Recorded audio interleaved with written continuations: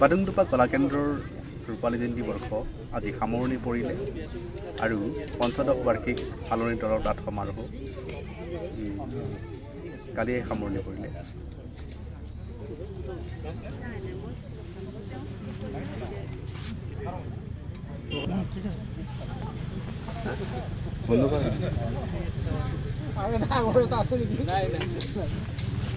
মই বাদুংডুপা পৰিয়ালৰ হৈ সকলোকে কৃতজ্ঞতা জনাব বিচাৰোঁ যে এই 25 বছৰীয়া ৰূপালী জয়ন্তী বৰ্ষৰ উদযাপনত যিসকল সদাশয় ব্যক্তি আমাক সহায় সহযোগিতা আগবঢ়ালে, উপস্থিত হৈ আমাক উৎসাহিত কৰিলে, তেখেতসকলৰ ওচৰত আমি বাদুংডুপা পৰিয়ালে সদায় কৃতজ্ঞ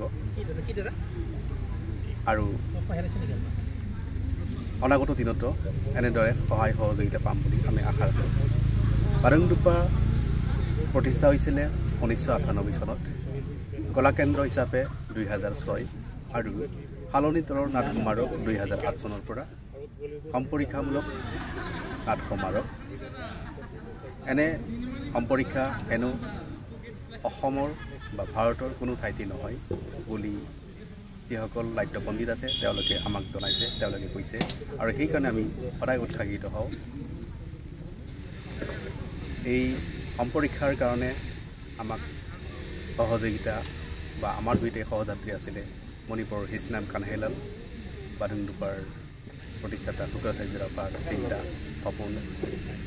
সেয়া আছিলে যে নিজৰ গাঁওখনতেই থাকি পেলাই নাটকৰ পৰিৱেশ গঢ়ি উঠি বিশ্ববাসীৰ আগত দাঙি ধৰিব লাগিব, আমাৰ নিজৰ চতাটোকে বিশ্বৰ দৰবাৰ হিচাপে প্ৰতিষ্ঠা কৰিব পাৰিব লাগিব।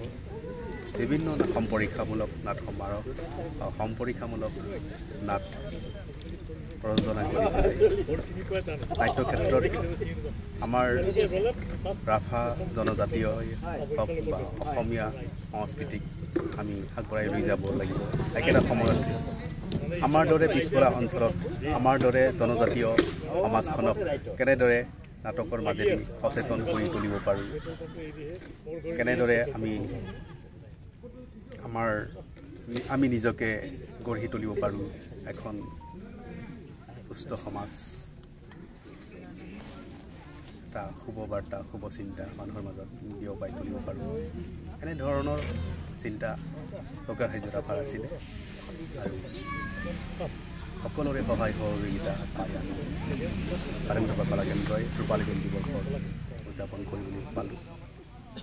সফলভাৱে সমাপ্তি ঘটিলে। সকলোকে মই মোৰ ফালৰ পৰা আৰু বাদুংডুপা পৰিয়ালৰ উপৰি কৃতজ্ঞতা স্বীকাৰ কৰিব খোজোঁ। ধন্যবাদ। Thank U.